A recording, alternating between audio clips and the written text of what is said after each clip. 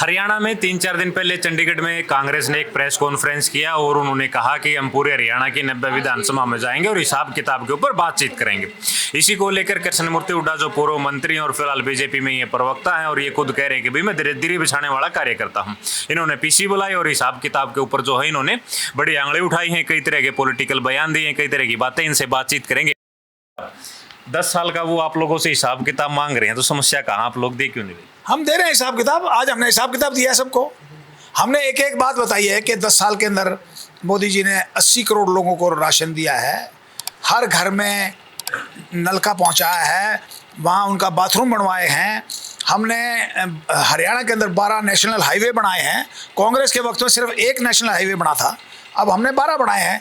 आप यहाँ से जयपुर जाओ 3 घंटे में पहुँच जाते हो, पहले 5-5, 6-6 घंटे लगते थे। आप चंडीगढ़ जाओ 5 घंटे में पहुँचते थे, अब 2.5 घंटे में पहुँचते हो। आप जम्मू जाओगे, अब वो एक साल के अंदर कंप्लीट हो जाएगा। आप अंदाज़ा लगाओ, जम्मू 14 घंटे लगते थे, अब 6 घंटे में आप जम्मू पहुँच जाओगे। तो इतने शानदार काम इस सरकार ने किए हैं जो आज तक किसी सरकार ने नहीं किए थे।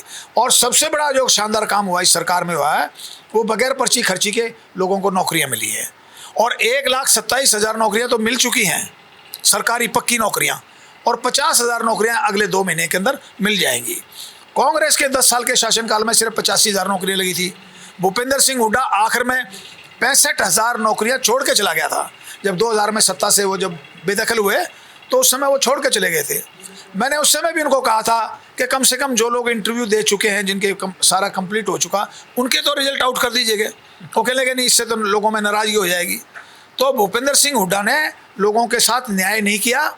और भूपेंद्र सिंह हुड्डा के वक्त में उसके गांव में, हल्के की बात छोड़ो, उसके गांव में एक भी एचसीएस नहीं लगा। इस सरकार में उसके गांव में 3-3 एचसीएस लगी नौकरियां।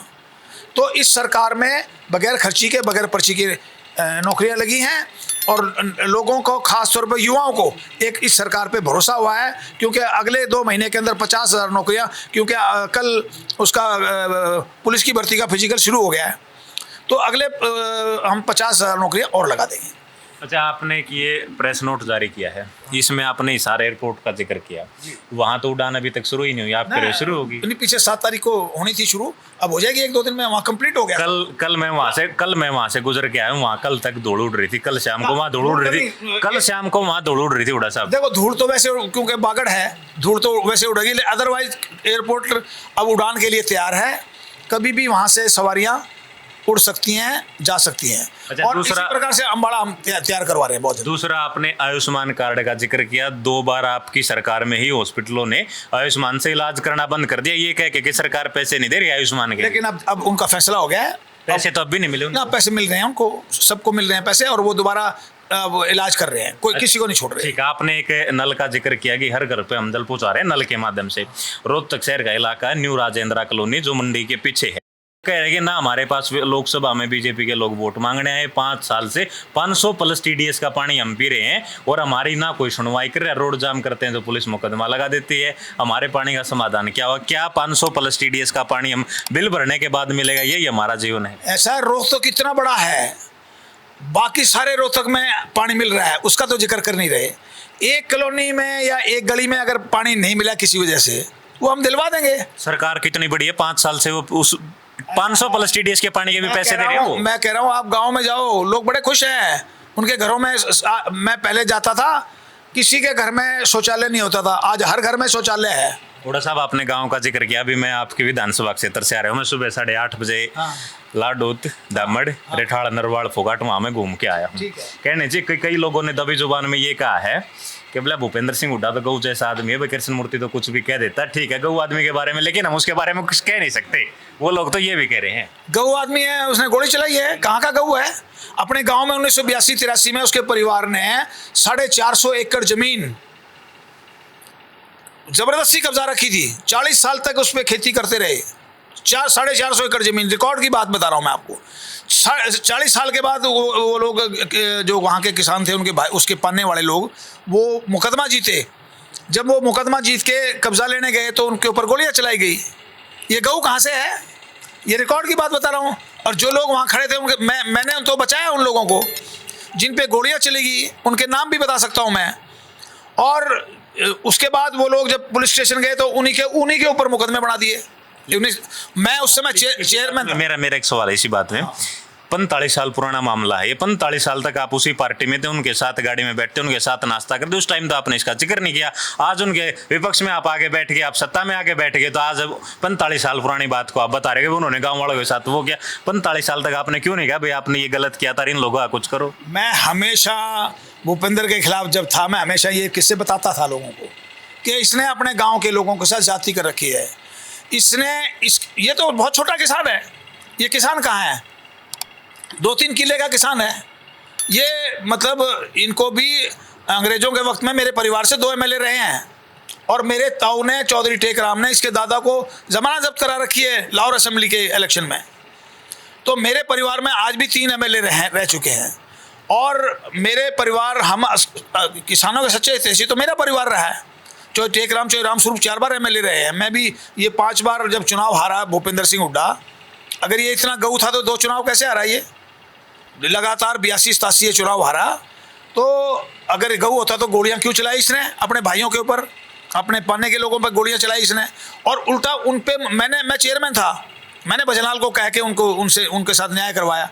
और उसके बाद सरकार ने उस जमीन को एक इंच जमीन जिसका जितना हक बनता था उन सबको दिलवाई मैंने। अच्छा हुड्डा साहब, लोकसभा चुनाव के दौरान किलोई में मिले थे खेल स्टेडियम में, वहां आपने कहा था कि भूपेंद्र सिंह हुड्डा और दीपेंद्र को लोकसभा में और भूपेंद्र हुड्डा को विधानसभा में एंटर नहीं होने देंगे।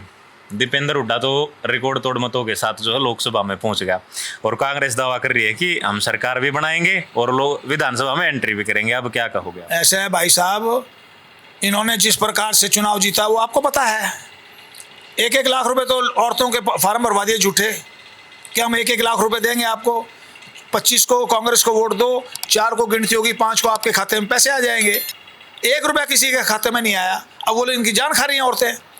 और दूसरा, इन्होंने दलितों को प्रचार किया, बैकवर्ड वाले लोगों को प्रचार किया कि मोदी जी की अगर 400 सीटें आ गई तो तुम्हारा आरक्षण खत्म हो जाएगा।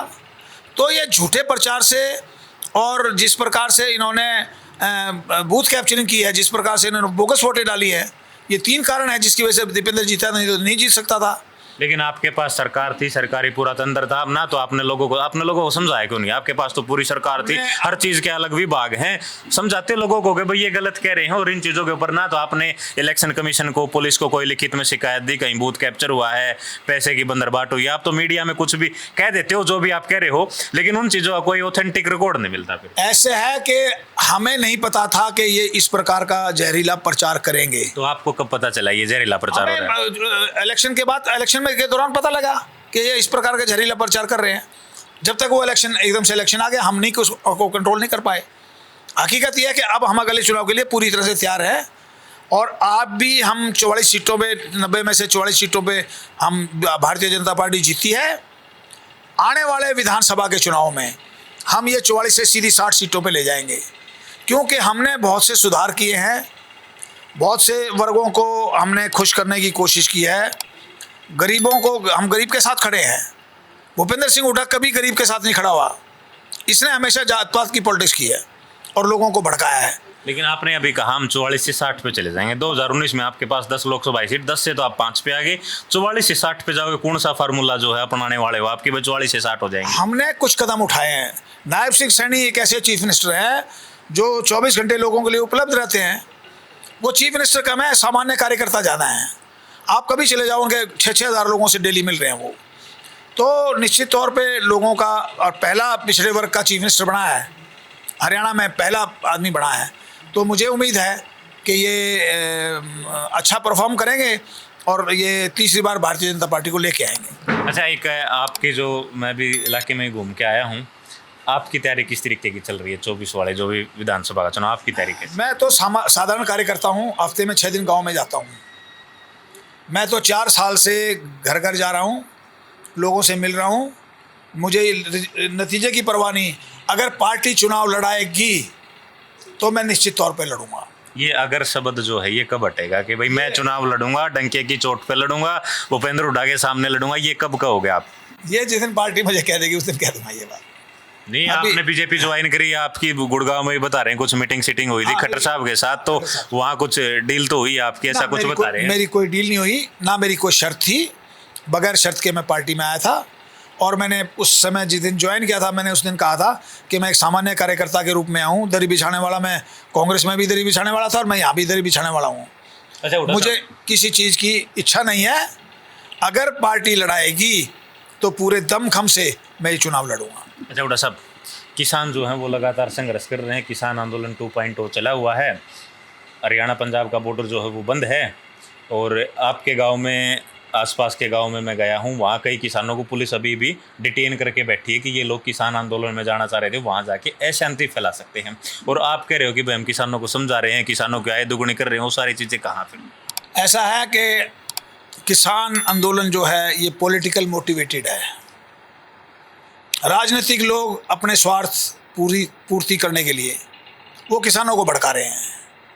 बाकी जो किसानों के लिए भारतीय जनता पार्टी ने काम किया है, कांग्रेस पार्टी दावा करती है कि हमने 72,000 करोड़ रुपए किसानों के माफ़ किए हैं। भारतीय जनता पार्टी ने 10 साल में 15 लाख करोड़ रुपए किसानों के खाते में डाले हैं। आपने कहा ये पॉलिटिकल मोटिवेटेड है। हाँ। केंद्र में आपकी सरकार है, प्रदेश में आपकी सरकार है, सरकारी तंत्र आपके पास, आप लोग किसानों को समझा क्यों नहीं रहे? आप भी मानते हो भाई हम किसानों को समझाने में विफल हैं, ये तो मानोगे आप? नहीं, विफल नहीं है। तो फिर आप समझा क्यों नहीं रहे? हमारे हर लेवल पे बातचीत चल रही है उनसे। कभी न कभी क्लिक कर जाएगी तो ठीक, तो सब कुछ ठीक हो जाएगा। कब तक उम्मीद करी जाए इसकी? इलेक्शन से पहले। और एक वो आय दुगनी वाला फार्मूला था भाई, आय दुगनी कर दें 2022 तक, तो 24 चल रहा है, 24 का भी एंडिंग। तो दुगनी तो हुई है। आप देखो उस वक्त के क्या रेट थे, अब क्या रेट है, आप देखो दुगनी के आसपास तो हुआ है सारा मामला। आपके गांव में कोई 1 2 4 किसान ला सकते हो जो ये कह दे कि भाई मेरी आय दुगनी हुई? हाँ, वो ले आएंगे, अब जब कहोगे लेवल ले आएंगे आपको। ये कृष्ण मूर्ति हुड्डा हैं। हर सवाल का बड़ी बेबाकी से इन्होंने जवाब दिया है। आय दुगनी वाले किसानों से मिलवाने का इन्होंने वायदा किया है। जो सारी बातें थी, अभी हम भी किलोई विधानसभा क्षेत्र के 3-4 गाँव में घूम के आए हैं। आज किसान जो हैं वो अम्बाड़ा में अपना शक्ति प्रदर्शन करना चाह रहे थे। किलोई हल्के कई गाँव के किसानों को पुलिस ने फिलहाल डिटेन कर रखा है और वो लोग वहाँ बैठे हैं। कृष्ण मूर्ति हुड्डा ने जो कुछ कहा वो आपने सुना। इसके बारे में आप लोग क्या सोचते हैं वो हमें कमेंट बॉक्स में जरूर बताएं। समय दिया, शुक्रिया और धन्यवाद आपका।